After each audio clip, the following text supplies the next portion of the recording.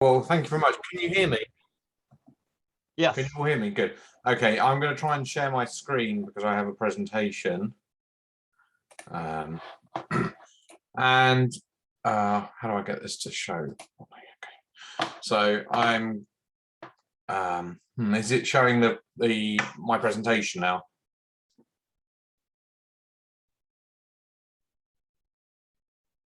Is it showing my presentation? Yep. Okay, Yes, great. looks good. Thank you. Good. So yeah, so I'm going to be talking about the role of Cossacks in frozen conflicts today. And my basic argument is that the Cossacks have moved from a role of being a group that participates in conflict to being one which participates after conflict. They've gone from playing a direct combat role to playing a Russian version of soft power, and I'll get more into that. And this is part of a larger project into the Cossacks, and which I'm looking at this group across Eurasia. So I'm going to start off with the concept of soft power, going back to Nye's classic articulation of soft power as the ability to get what you want by attracting and persuading others to adopt your goals. He explicitly argues against it being seen as propaganda and influence peddling in the sense of indoctrinating others or forcing them into a particular viewpoint. However, this is in the Russian sense, this has been the two concepts have become conflated with Putin's articulation of soft power as a matrix of tools and methods to reach foreign policy goals without the use of arms, but by exerting information and other levers of influence. Putin and the Russian establishment have been critiqued by Van Herpen and others, noting the difference from the Western understanding of soft power, almost as being as not giving the subjects any choice. Turning now to the Cossacks, this is a group which has not received a huge amount of attention, particularly in the West. There is a debate about the origins of the Cossacks, whether they are an ethnic group or whether they constitute a socialist state in Russia. They were recruited under the Tsars and were popular, were very popular under the Tsars. There was a period of Razkazachество or decossacization during and after the Civil War, where the Bolsheviks extirpated Cossacks from their lands and actually led to emigration all throughout Europe and from Europe to parts of the United States. And we'll see that's very important later.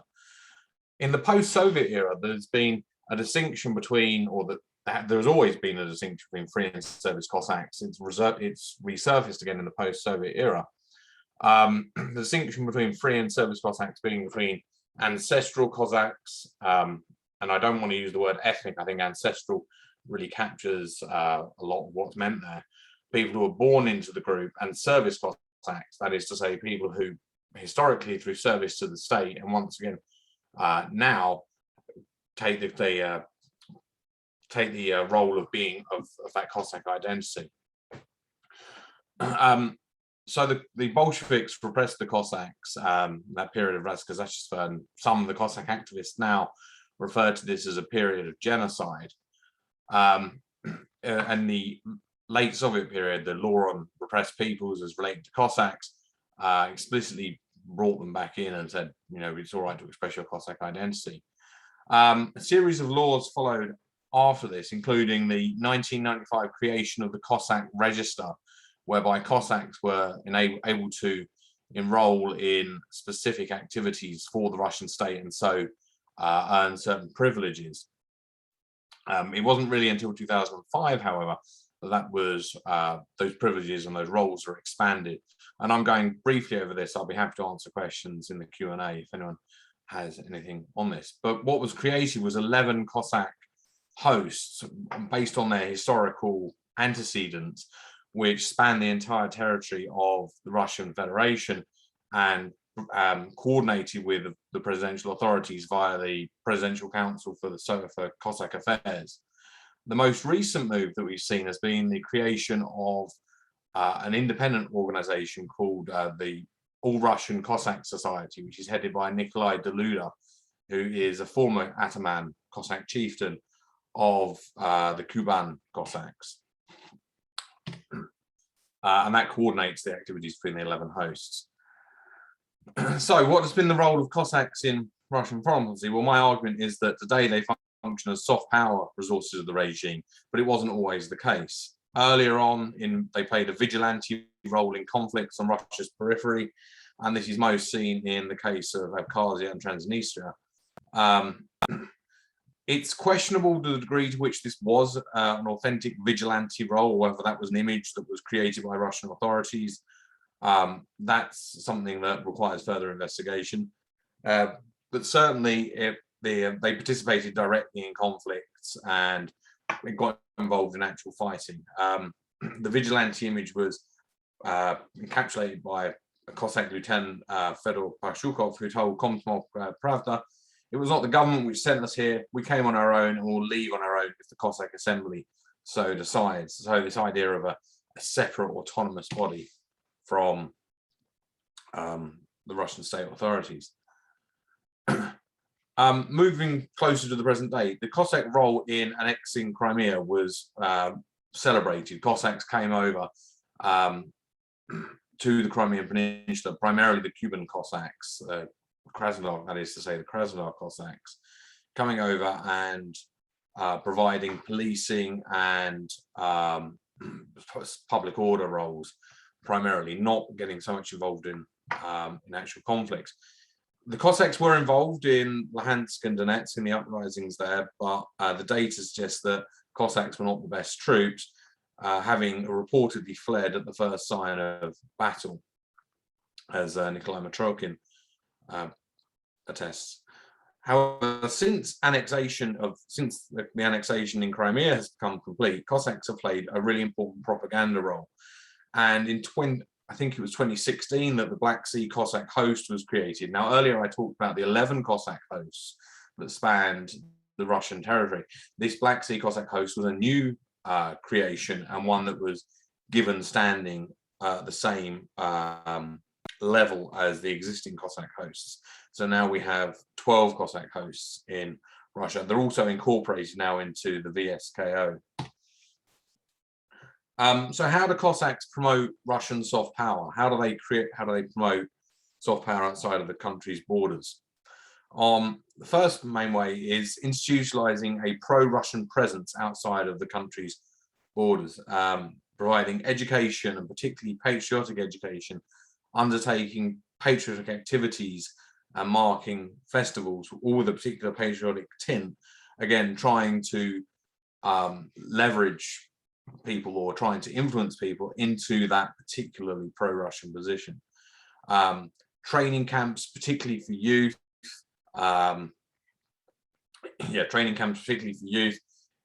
whereby youth pick up guns and pretend to be soldiers and fight overseas. I've already mentioned the creation of the Black Sea Cossack Host. That was 2018.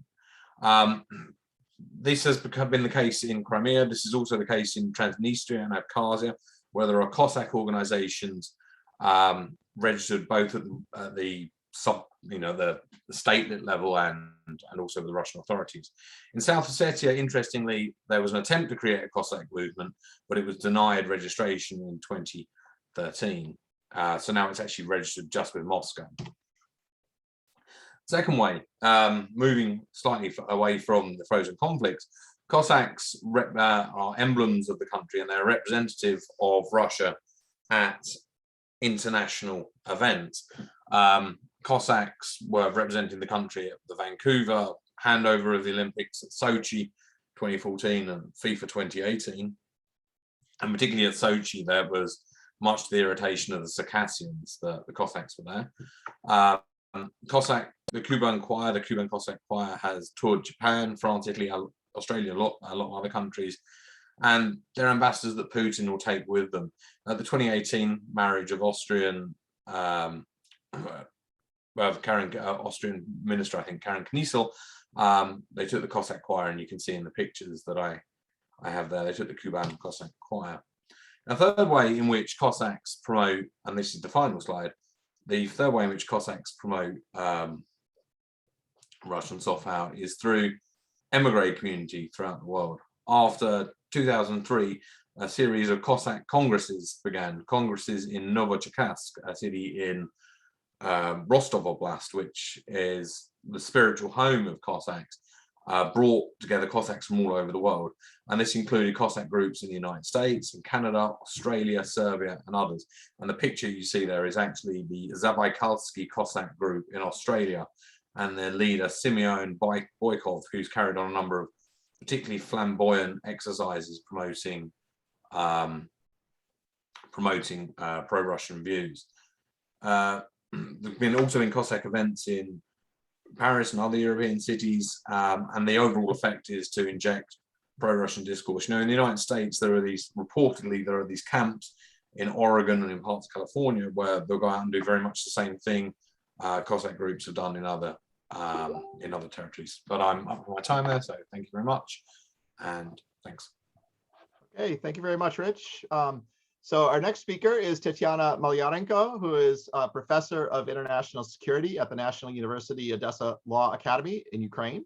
And so I will let her present her topic. So please.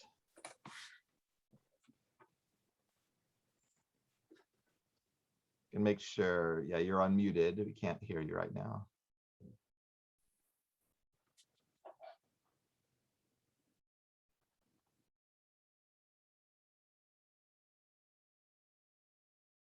Actually, can you unmute yourself, Tatiana? We can't hear you.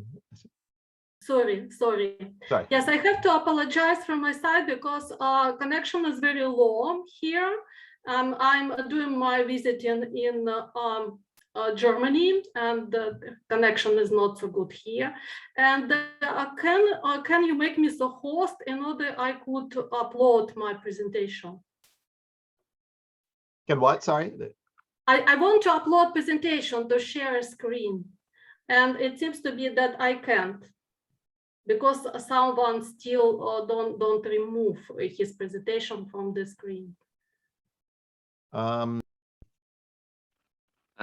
presentation is gone from my end. Tatiana, you have co-host permissions, so you should be able to share screen on the bottom, in the middle. Okay, yes, now I'm able. Thank you.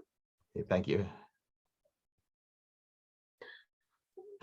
So my presentation will be about the conflict in the eastern Ukraine.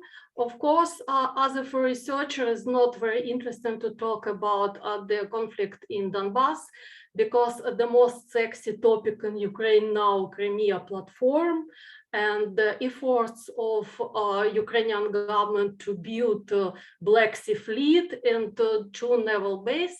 But because this battlefield are related, and any effort of Ukrainian government to restore its power in the Black Sea will cause the conflict escalation in eastern Ukraine.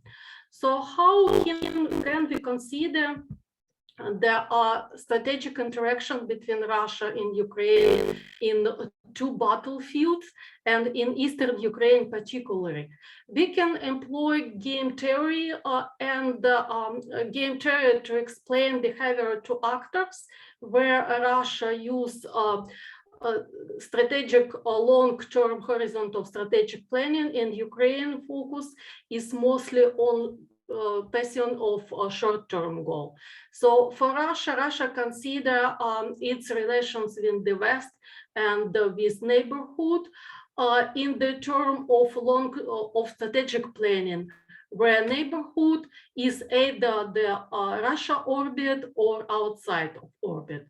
And Ukrainian short-term goals is survival, and any decision that Ukrainian government makes, it's to protect Ukraine's independence and protect Ukrainian sovereignty.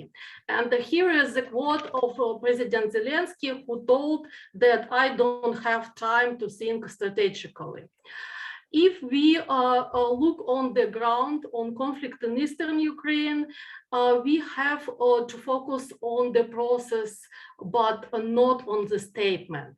And empirical evidence told us that these non-recognized republics, this territory is slowly integrating with Russia, starting from economic integration in 2015, when Donetsk and Lugansk entered the ruble zone, And after the decision made by President Putin to issue Russian passport for the residents of Donetsk and Lugansk for these republics. And now, according to statistics, official statistics, it's more than 500,000 of these residents, they have Russian passports. And as a reaction of this Russian policy, Kyiv cannot or simply does not want to oppose this reintegration. And a lot of reasons why that, and I will try to explain them later. So the conflict dynamic in Eastern Ukraine, there's a famous picture from Uppsala conflict data program. You can see that there are three very clear stages of conflict escalation. The first stage is 2014-15, it's high intensity stage. And the second stage, a low intensity conflict, which linked with presidency of Poroshenko. And the third stage started with presidency of Zelensky's clearly willingness, a clear desire of current Ukrainian government to freeze the conflict in Eastern Ukraine. So to remove it from the agenda. And but it's not always the only wish of Ukraine, not only the wish of Kyiv, impact on the situation. So if we consider all scenario conflict settlement in Eastern Ukraine, Ukrainian government declared that it has 5 scenarios, but we can narrow this choice to 2 scenarios. We can analyze 2 scenarios. First is so-called Transnistrian scenario, partial reintegration. So economic, social reintegration of republics with Ukraine without political reintegration. This scenario considered as unwanted in Kyiv because Russia, in fact, keeps some leverage on Ukrainian politics.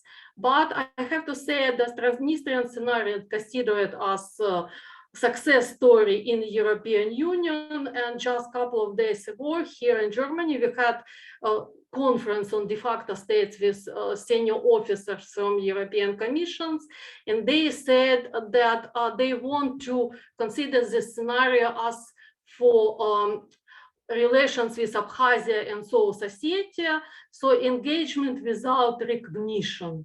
It means that European Union will work with Abkhazia mostly, and I know that some of my colleagues here in Germany, they have project funded by German government to develop networks with civil society in Abkhazia.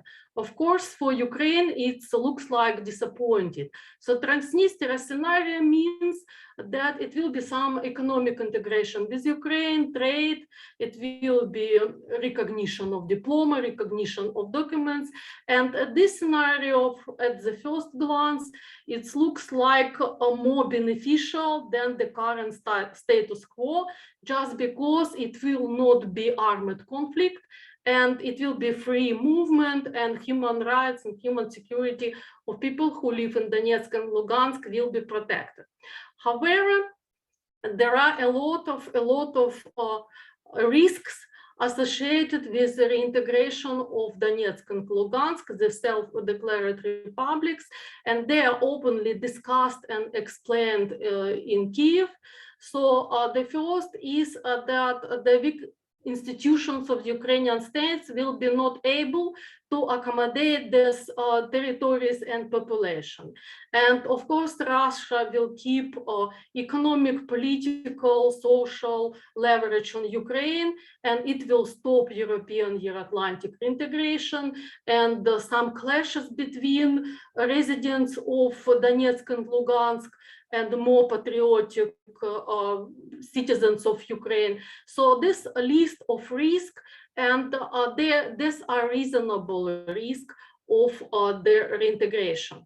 And the second scenario, which looks like more probable now, it's scenario of complete isolation of these republics from Ukraine. So it means that, of course, no reintegration, no risks of above mentioned risk, but nevertheless, Russia will still have at least two very strong tools to impact Ukraine policy. What we can say as a first is the military diplomacy, and I did not put this research in my policy memo, but we conducted some analysis of documents, reports of United Nations and OSCE in Donbass, and we tried to link the waves of escalation, de-escalation with some events in Ukrainian domestic and foreign policy. And we found that there is a clear links, that escalation on Donbass rise, and it's linked to a Normandy meeting or Lagon meeting. It's linked to Ukrainian president visit to US, to some when Ukrainian parliament adopt very sensitive law on Ukrainian language, etc. So the Russia effectively use the escalation in Donbass, combining with threats, with verbal threats, with threats from Russian government or this heads of these republics to occupy more Ukrainian territory, to take next cities. So we have to think that Russia will be using these tools in the future. And the second is also very powerful tools on which Kyiv does not have decision now, is the civilian population who live in Donetsk and Lugansk and who are formerly Ukrainian citizens. And there are actions and the statements by Kyiv are very contradictory. On the one hand, President Zelensky said that he and Ukraine does not recognize Russian citizenship of these people.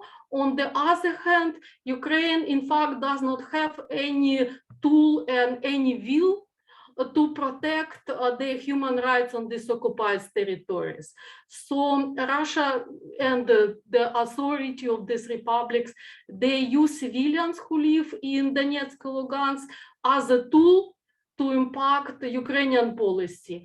It's the torture is a very famous case of isolation is a concentration camp in Donetsk, is some repression against pro-Ukrainian or close a little bit to Ukrainian attitudes, people who live there, and the restriction of movement. Now you cannot visit this republics through Ukrainian checkpoints. It's closed. You have to go through Russia, and many other measures.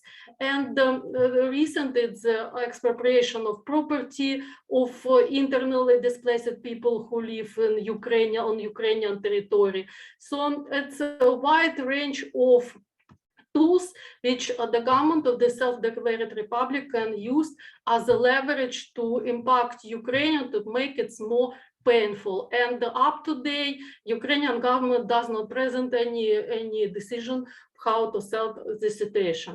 And for Russia, so if we return to Russian policy and statement made by Kremlin regarding the Minsk agreement, we can see that Moscow insists on the implementation of Minsk agreement because it's very comfortable position for Russia. First, Russia keep the status quo as the best option, waiting when situation will be changed. And for Russia, it's very comfortable position. It's play rather as mediator, but not as a party of the conflict. And finally, there is simply no better solution. And for now, so situation is deadlock. But if in the final, my couple of sentences, if we return to the first statement about the Crimea platform and Ukrainian wish to restore its naval capability in the Black and Azov Sea, we can see that escalation in Donbass started with this decision.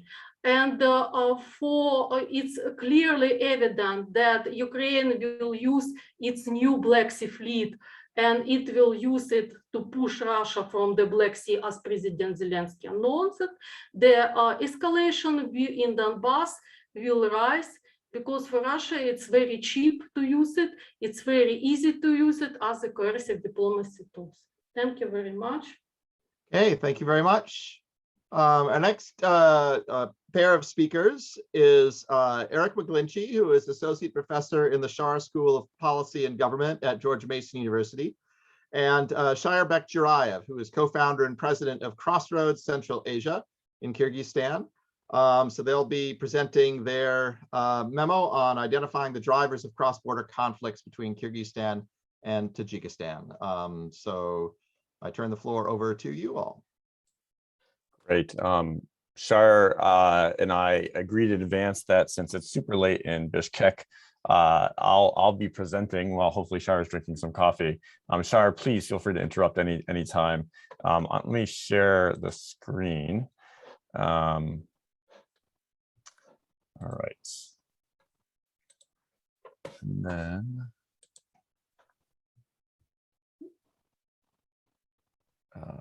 here we go. All right.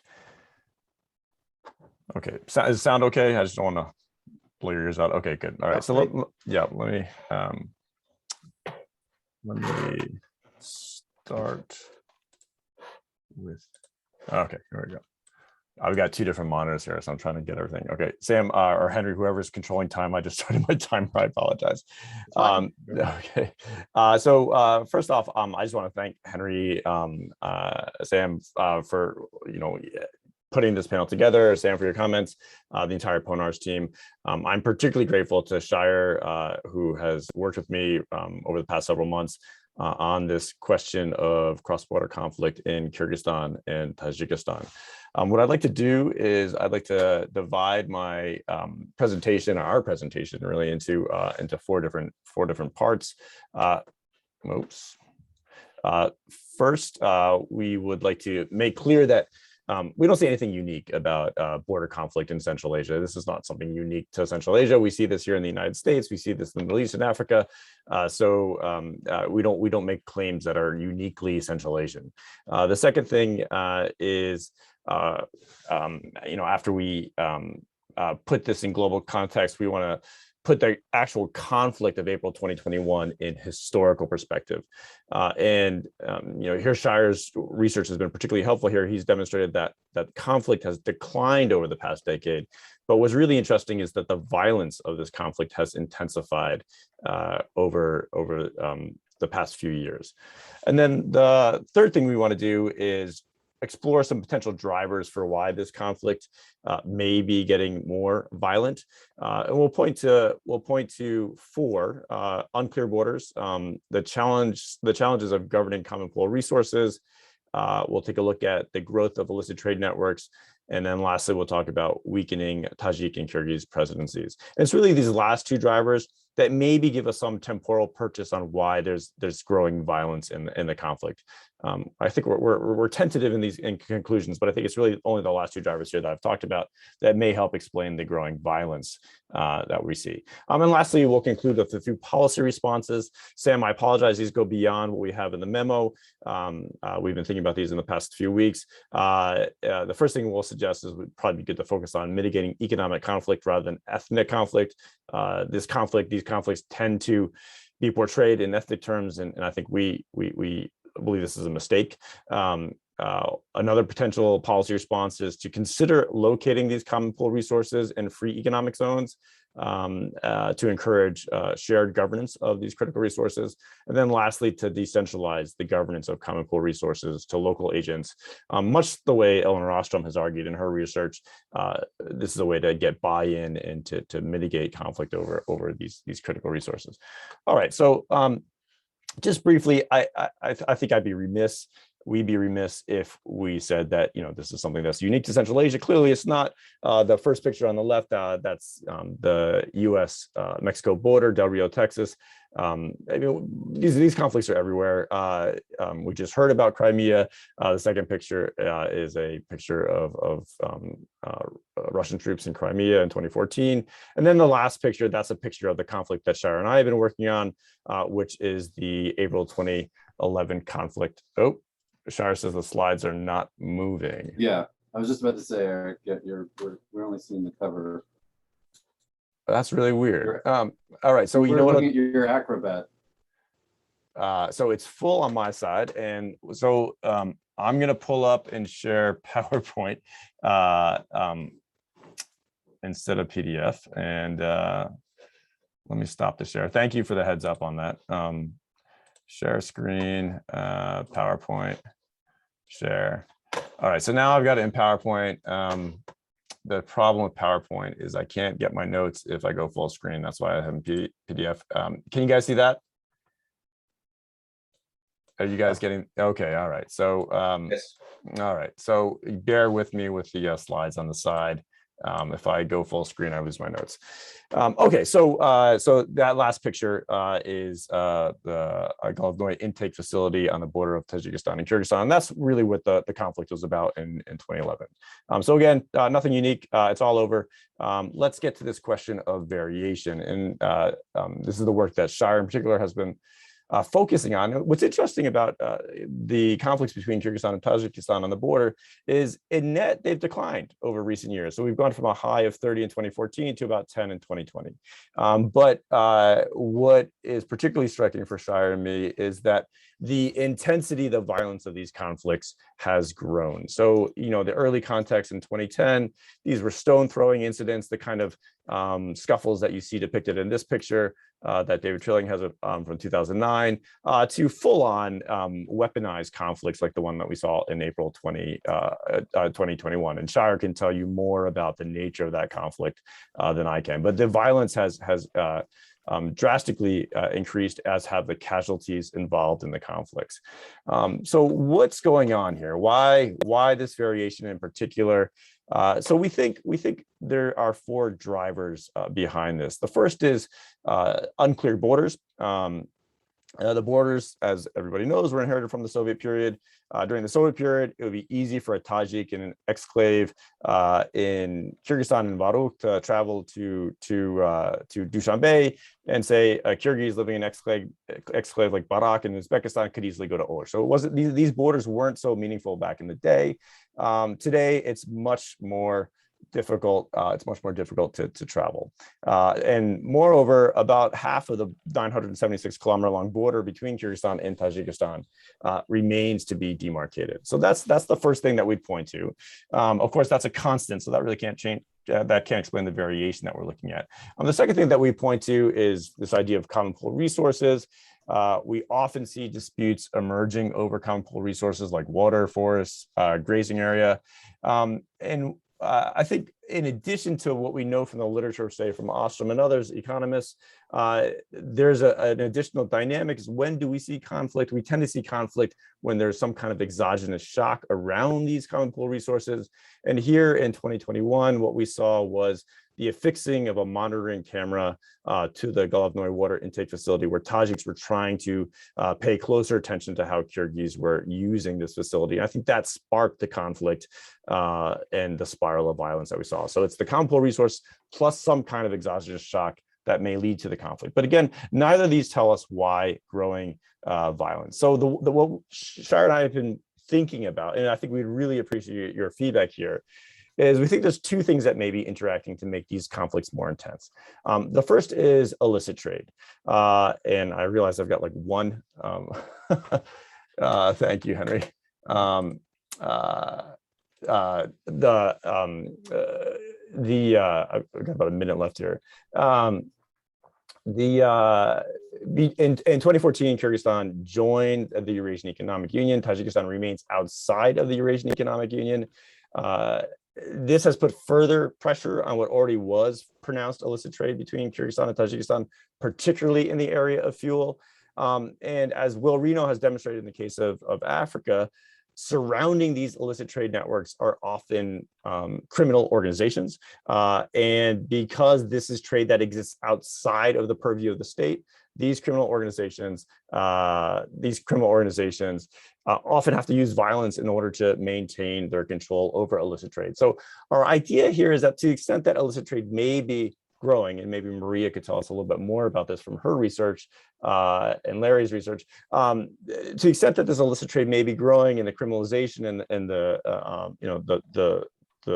the need for weapons and violence to control this criminal trade, that may be tapping into this escalating violence that we see over common pool resources. And illicit trade, to the extent that it is growing, may help us explain why the violence is increasing. The other thing, and this is the last thing that we'll point to, is I think we're on fairly firm grounds in arguing that the presidencies of Tajikistan and Kyrgyzstan have gotten weaker over time. Rahmon's getting older. He's faced challenges in the Rasht Valley and Gorno-Badakhshan.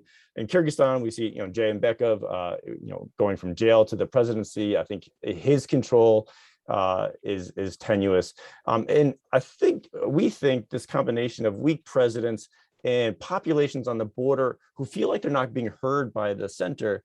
Our sense is that to a certain degree, these conflicts are a way for disenfranchised populations to make their position known in the center and get responses from the center. So if you look at both Tajikistan and Kyrgyzstan, these populations along the border receive considerable investment in the wake of the April 2021 violence. Now, I realize that might be somewhat teleological to make this argument, but I think it is a plausible hypothesis. And then lastly, so those are the 4 points. And then Henry, I appreciate the few extra minutes because of the technical challenges. Let's just conclude with a few conclusions and policy recommendations. So we pointed to 4 drivers: unclear borders, common pool resources, illicit trade networks, and weak presidents. What can possibly be done to lessen the violence, lessen the frequency of these conflicts? Well, the first thing that we would suggest is, again, get to the heart of this conflict. These are at their heart economic conflicts, not ethnic conflicts. And if you look at the reporting on these conflicts, it's predominantly described in ethnic terms. And I think both Shahar and I think that's a mistake. One way to mitigate the economic challenges, I think, might be to locate these critical common pool resources in jointly administered free economic zones. Again, the idea here is to get joint buy-in from communities on both sides of the border to manage these resources and to do it collectively. And then the last thing is building on the insights of Ostrom and other economists, really take to heart the idea that these common pool resources are best administered at the local level through local governance structures and not through the center. So those are our tentative policy conclusions. Thank you for bearing with me with the technological issues, and we'll close there. Yeah, sorry about the technical glitches, but I think it was very clear anyway, very nicely presented. So our final presenter before turning to Sam for his comments is from Anar Valiyev, who is Associate Professor at ADA University in Azerbaijan. And he'll be talking on Karabakh after the 44-day war, Russian peacekeepers and patterns. And I would just note that this memo is already online for those of you who want to see it at ponarzurasia.org. So Anar, the floor is yours. Well, thank you very much, Henry. Can you hear me? Yes. Good. Thank you very much. Well, the memo is already online, so you're more than welcome to just criticize and just to give the feedback related to this issue. The main issue, what I wanted to discuss today, is to understand what kind of the scenario Russia will use toward Karabakh, take into consideration the big plethora of the options that the Russians would usually use. But before that, let me just to give you a little bit background what's going on right now in Karabakh, and specifically what's happened during the last year, during the 44 days war. So in the map, you can see that the green part of the map, and you can see the map, I guess, there's a green area, is that those territories were taken over by Azerbaijani army by the end of the conflict. The light green areas are the territories that was kind of the returned to Azerbaijan by Armenian separatist groups, and the brownish kind of the area, this is the area under the control, as Azerbaijani claim it, it's a, they don't want to claim it as kind of the under the control of the separatists, but it's the territories under control of the Russian peacekeepers. So after the 44 days conflict, Russians were able to just set the foot on the territory of Karabakh, and the situation right now is that the question arises that what will Russia do? So the Karabakh was the only conflict in the post-Soviet Union as a kind of the type of the frozen conflict compared to Abkhazia, Ossetia, Transnistria, Donbass, where there was no Russian troops at all, neither as a peacekeepers nor as a kind of mercenaries or so on. So that was a kind of considered the conflict between Armenia and Azerbaijan, but there was no kind of the Russian involvement into that kind of the issue. So the end of the 44 days war brought to absolutely new situation. Actually, it's first of all, it's destroyed the old paradigm. The paradigm was that whenever Azerbaijan wanted to start a certain type of the military action to recover its territories, Russians will immediately step in and just to help Armenia, and Azerbaijan will never be able to regain the territories back. So that paradigm was completely destroyed during the 44 days war. Russians actually didn't get involved. Only at the end of the stage of the conflict, Russians get involved and took under the control those territories that were still under the separatist control. So the question right now is arising that, okay, we have the Russian troops over here. And the question is, what is the kind of the next option for the this territories from perspective of the what is the continuation of this kind of the territories? Can you see the new map I show you, or just still old one? I think it's still the same one. Okay, just one sec. Yeah, maybe just refresh it. We seem to have an issue with, So this is a map of the Russian peacekeepers in Karabakh. As you can see, that they're divided into two sides. One on the northern side, and others is kind of in the southern side. And this is kind of the small, this triangle things. It's the Russian posts in the Karabakh that where they kind of separate Azerbaijani kind of controlled territories from the Russian controls territories. So the question over here is that will the Russian, what kind of the scenario will Russia use? Will they use South Ossetia scenario, whether it's a Transnistria scenario, Donbass, or Abkhazia, or so on? So we can see that from the perspective of for the last year action that it's tending to become a more South Ossetization of Karabakh rather than anything else. And there's a several kind of the not conditions, but just indicators what the Russians are doing in Karabakh right now. So first of all, what they're doing is saturating these territories with the Russian militaries. So technically, there's supposed to be 1,960 Russian militaries and peacekeepers on the territory of Karabakh, but beyond all that, Russians are bringing semi-militarized units. That include emergency kind of the ministry people, bringing over there's some kind of the police forces and so on, some medical groups, but it's increasing the number of the Russians beyond of the 1,960, bringing them under the name of the constructions or certain type of things. Continuation of the heavy militarization of this territory. So recently there was a report that Russians' heavy helicopter was spotted on the territory of Karabakh, although there was a kind of indication there will be no heavy equipment on the territory of Karabakh from the side of the Russians.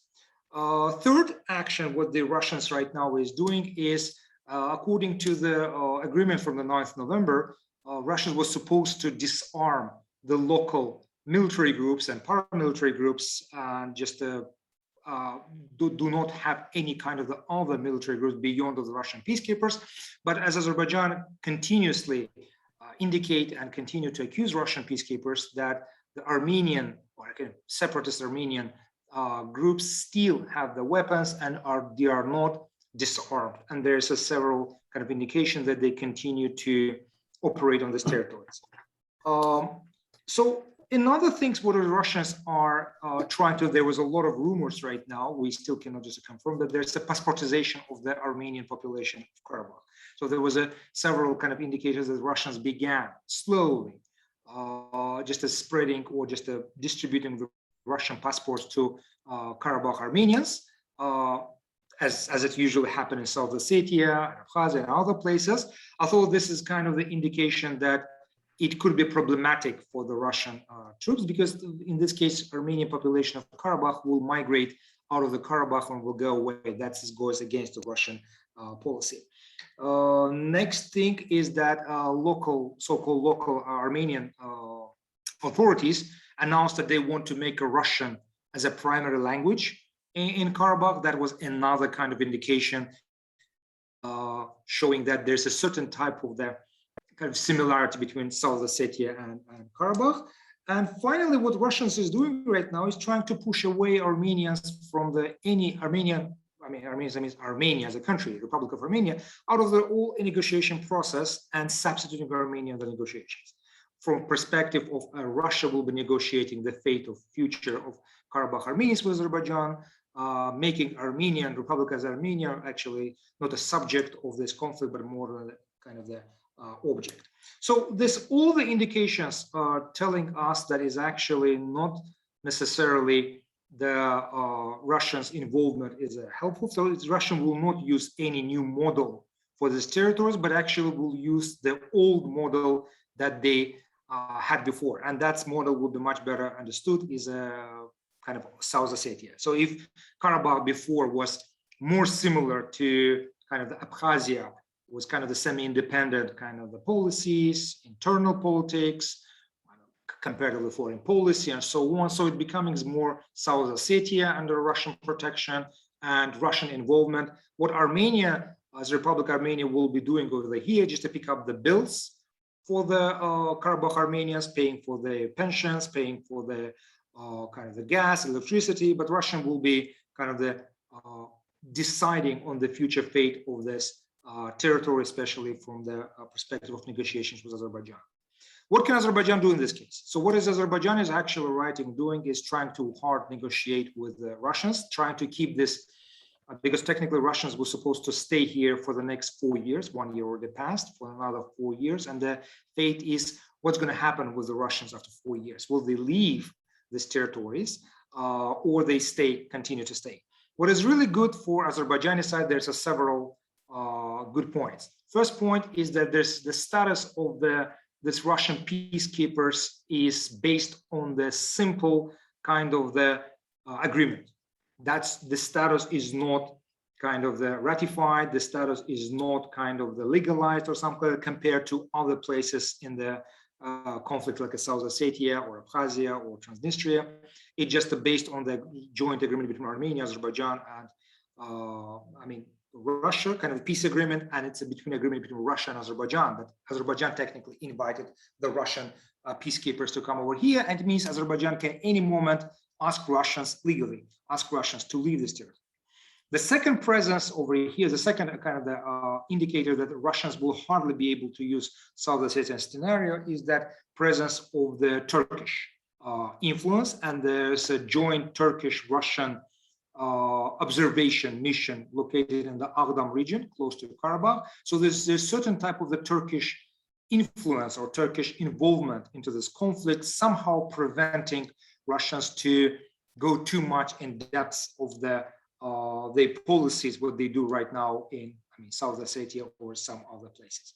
So that would kind of the future, and I guess so far neither sides thinking about what is going on right now. What Azerbaijan is preferring that to have a kind of the silenced ignorance of the existence of Karabakh Armenians and try to negotiate everything with the Russian peacekeepers, completely ignoring Karabakh Armenians from this perspective.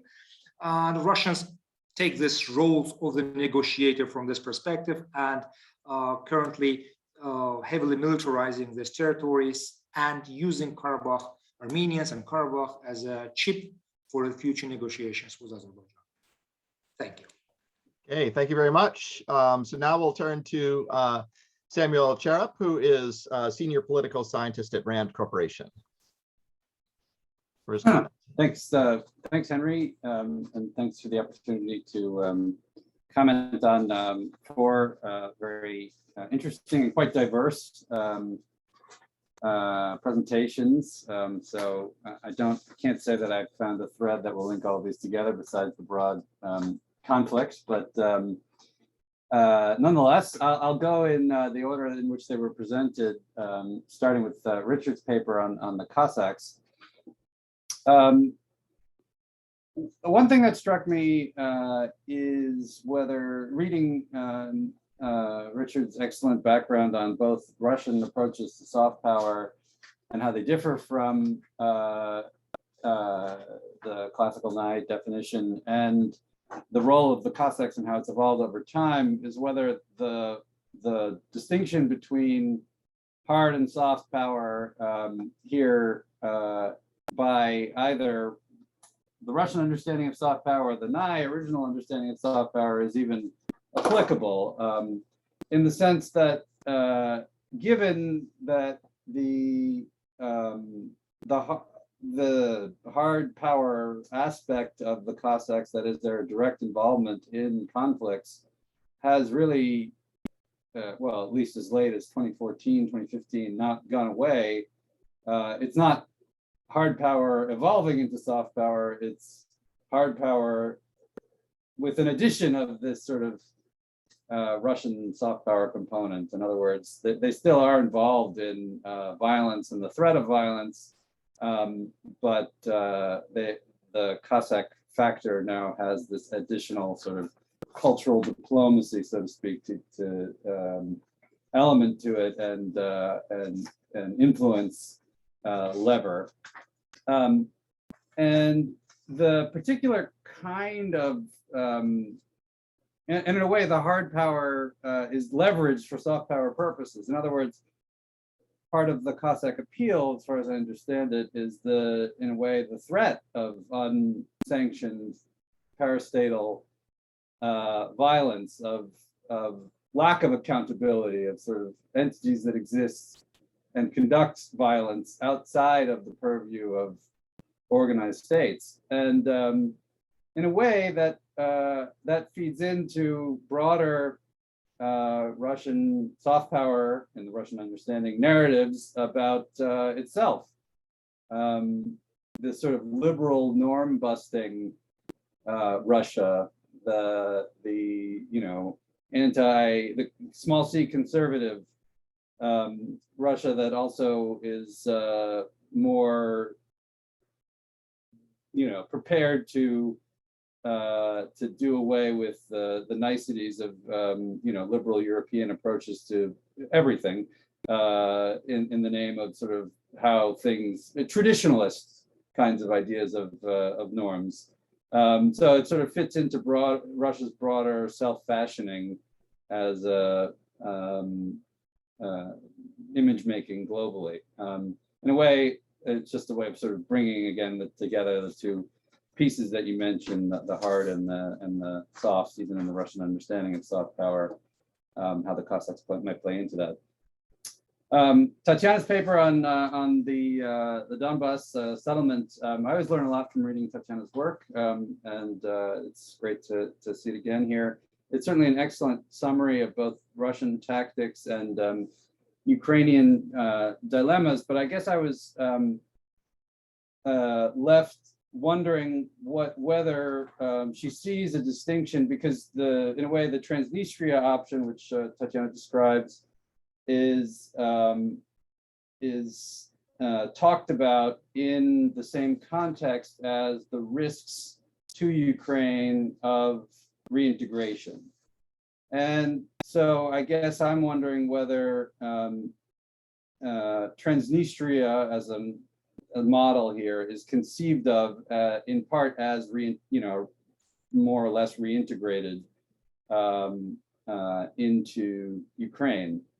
I had always thought of Transnistria as a model in a way of being with a degree of sort of de facto integration, and certainly in the case of Moldova, that is the case, and there's a lot of commerce that goes across the administrative, the Dniester in that case. It's not reintegrated politically to the point where the kind of risks that you identify for reintegration, I think, really apply. That is specifically slowing down or making impossible the course of Ukraine towards European integration, the likely growth of right-wing radical sentiments in Ukraine, and the levers of influence on Ukrainian foreign and domestic policy. I think we've seen in Moldova that although Russia does have levers of influence, they're relatively limited, precisely because the conflict has been frozen for so long. But anyway, if I were to take, so I would see 4 possible outcomes. One is the status quo of a sort of simmering conflict. 2 is the mission impossible, perhaps, of a fully implemented Minsk, which is a settlement. and that would entail more or less the reintegration of the uncontrolled Donbass into Ukraine. A third is Transnistria, which I would characterize as, not a settlement, because of course the Transnistria conflict is not settled. But what's unique about Transnistria, of course, is the lack of bloodshed and the lack of active fighting. There hasn't been a combat death, I believe, since 1992. That, I think, would be obviously dramatically different from what we have today. A fourth outcome that Tatiana identifies is complete isolation. Again, that is also not a settlement, right? Because unless Ukraine renounces its claim to those territories, even isolating them completely would not entail settling the conflict. So there would still be a territorial dispute and perhaps even hot conflict. So my take on this, if we were to view those four options, the status quo, Minsk implementation, Transnistria, and complete isolation, is that ultimately the Ukrainian authorities want some version of Transnistria, that is an end to the active phase of fighting, but no political settlement, because the terms would be unfavorable. I see very little indication on the ground that Ukraine is fully cutting the Donbass off, despite some levers that have been exercised in that respect. But the other piece of this, of course, is that it takes two to tango. The reason that Transnistria is a viable model in the sense of being having no bloodshed and no settlement is because Russia has allowed that to happen. The 14th Army would have a say if it wanted to in terms of the level of bloodshed, but clearly there hasn't been that desire. So in addition to Ukraine's options, one has to, for the question of settlement, one has to look at the ability of that, whatever option that's chosen, to be accepted or disrupted by Russia in that case. So it doesn't seem likely that either Transnistria or complete isolation will be allowed to happen, given what Russia has sort of expressed in both de facto and literally expressed in words about its interest in the conflict. So that leaves us with Minsk or the status quo, and I'll leave it to others to debate which of those is preferable. I think most people, most of the actors involved seem to prefer the status quo. I have my questions about whether that's viable over the long term for Ukraine, but we shall see. Eric and Shair's paper is really excellent in terms of identifying the underlying causal drivers of this conflict this year on the Tajik-Kyrgyz border. One question I had after reading it is whether there's whether you guys are making a somewhat hard and fast distinction between ethnic and economic conflict, when it seems like, based on what the situation you described, that the boundary between the two kind of got blurred, in the sense that these were ethnic groups fighting over economic resources. So to call it either economic or ethnic in the end, I think might be somewhat difficult. And actually, I was also a little bit confused as to which of the causal factors you see as more central to the increased violence that you identify versus the sort of lowered, sort of rate of conflict that you identify. So are they drivers of the violence only, or of the, how did that play into the quantitative demonstration about the overall number of conflicts? Actually, my question also was the one that you addressed in your comments, which is which of these is most amenable to amelioration?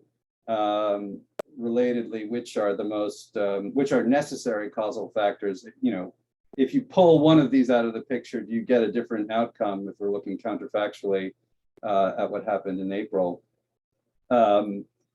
And one policy recommendation, perhaps, that is not one directed at either Western governments, and maybe not even at either the Kyrgyz or the Tajik governments, is whether the illicit trade problem you identify wouldn't be ameliorated by Tajikistan's membership in the Eurasian Economic Union. Practically, effectively, that would address the illicit trade problem. And I wonder, what you thought about that, because it sort of struck me reading it and listening to your comments again that those were that was potentially one way in which it could be addressed. Whether that's a desirable thing for other reasons is another story. Another excellent paper on the 44-day war and its consequences. Finally, I think having although in your presentation you focused on the 5-year provision a bit more in the memo, it's mentioned in the second sentence and then sort of not mentioned again. And ultimately, for me, this is the core distinction between the joint statement and the documents that were signed, the ceasefire agreements in South Ossetia. I think it was the Moscow Agreement. I'm forgetting now what the Abkhazia ceasefire agreement is called, and the Transnistria Agreement, whereby there were no term limits placed on the peacekeeping missions. And so they've been able to go on for, well, in Georgia's case, up until the war, and in the Transnistrian case, now for 30 years. And that does strike me as a, pretty strategic and dramatic difference that essentially it requires the joint statement, at least, mutual consent of all parties. If one party does not consent, then the peacekeeping mission comes to an end. And the implications of that, I'd be interested to, get a little bit more into perhaps in the discussion. It also strikes me that there was a pretty dramatic Russian policy shift that you identify, and it would seem to me that a return to a policy like the one towards South Ossetia before the war, which you say we see emerging, would be a shift in the opposite direction. In other words, if what we observed was a Russian shift towards greater accommodation, essentially, of Azerbaijani interests, to move towards a policy of sort of South Ossetiaization pre-2008 of the remainder of Nagorno-Karabakh that is under the control of the Russian peacekeepers and Armenian forces, would seem to me a pretty, flip-flop, so to speak. And whether, so that leads me to the question, are there, the policy shift in Russian policy that you identify, maybe that opens up different possibilities for Russian behavior and its peacekeeping role. And I would, of course, note a few sort of structural differences between the South Ossetian case and Nagorno-Karabakh. There's no, obviously, land border with Russia. There's no history of protection. When the war came around in 2008, there had been already a 16-year presence of peacekeepers. There are no, there's not the same, at least, concentration of ethnic kin inside, in Russia that have the same kind of influence as Ossetians in North Ossetia did. And so I think it would be hard. And also, frankly, on the passports issue, the residents of Nagorno-Karabakh have the option of Armenian passports, whereas in the South Ossetian case at the time, the prospect of receiving a Georgian passport was had a much more significant entailed, well, there was much more resistance, say, to taking Georgian passports, which opened the door for the Russian passportization. Presumably, the residents of Nagorno-Karabakh do not object to taking Armenian passports in the same way that some in South Ossetia did. And finally, I'd be interested to know what you think Azerbaijan's objectives are for both when the 5-year period comes up, after that, And more broadly, is it did the lesson of the 44-day war, that strategic patience paid off, mean that we're going to see more strategic patience going forward? Just a question, and I'll leave it at that. Okay, terrific. Thank you. So I think I don't see any hands up, and we're getting close to time. So let me just let's just return it to the speakers to respond to Sam's comments, which I think were very rich, and maybe take like 2 minutes max, and that should bring us to the end, and then we'll invite people to join the next session. So let's just go back in the order in which people started. So we can start with Rich. Hi, yeah, thanks. Yeah, excellent comments, thank you. Is the distinction between hard and soft power applicable here? I'm not trying to suggest it's either or. I think perhaps I need to bring that out more. I think it's definitely one and. And you mentioned out the lack of accountability of the Cossacks is part of their utility, and a form of plausible deniability for intervention in concept and conflicts outside of Russia. I think that's a really interesting dimension. It brings to mind Governor Tkachev's claim in Krasnodar, where he said, "What the police, what a Cossack can do, the police can't," or something of that nature. So yeah, I think that's really important. And yeah, I mean, I have earlier suggested in papers that are unpublished that Cossacks are kind of an avatar for Russia's position as being kind of the antipode to the liberal world, and certainly there's a large number of themes with a great emphasis on conservatism and religiosity that are coming through there, and those are all great ideas that I've taken to my rewrite of the memo. Thank you. Sorry, was it muted? Okay, great. Yeah, so let's go to Tatiana, I believe, right? Thank you very much, Samuel, for your brilliant analysis of my presentation and paper. To be honest, I also agree that status quo is the most probable scenario, but the Transnistria scenario is promoted by European Union. It is on the table in Ukraine, it's discussed. So I wanted to show the different strengths and opportunity and weakness of every scenario, and to show how we will argue as a Ukrainian part in our discussion with the European Union and with our partners, all these scenarios. So the situation, I totally agree, that's a deadlock situation, and it will continue for a long time. Okay, terrific, thanks. So next, Eric, or Shar, do you want to take a crack at some of Sam's points?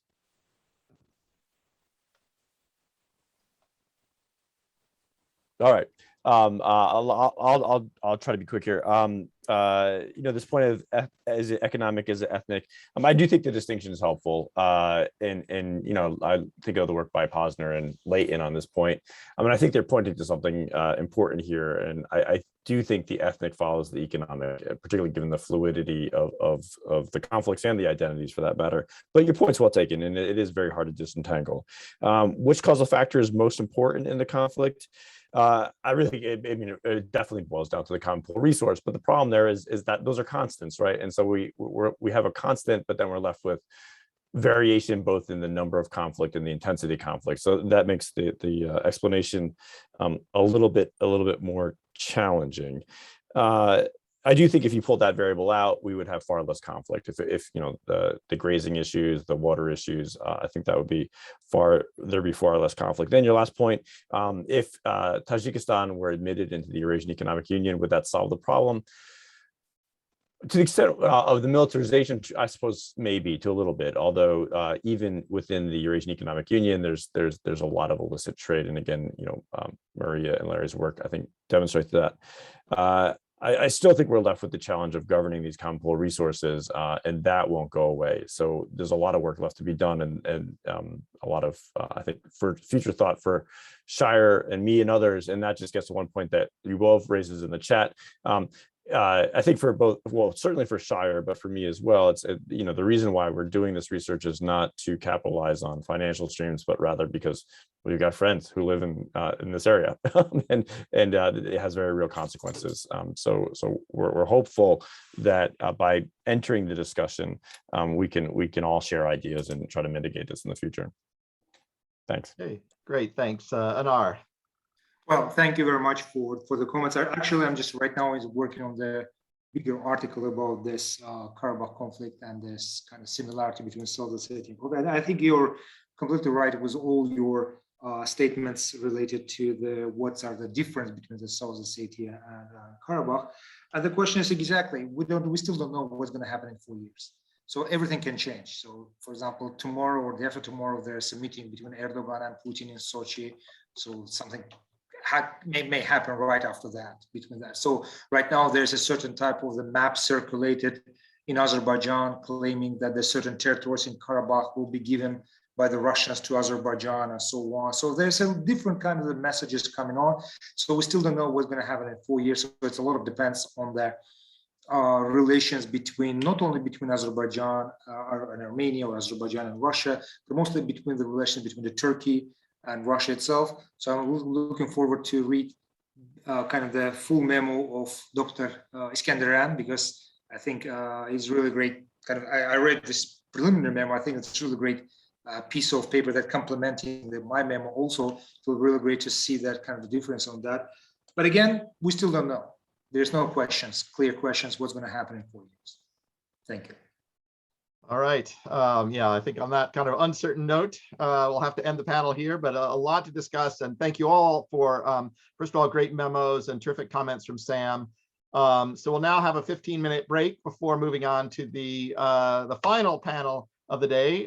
Just as a reminder, it's back at the same link that we were at for the earlier sessions. I just put it back in the chat for your convenience, but that will be on US policy in Ukraine and Central Asia. So again, it will be 15 minutes from now, quarter to the hour. So thanks again, and we'll look forward to seeing you again soon.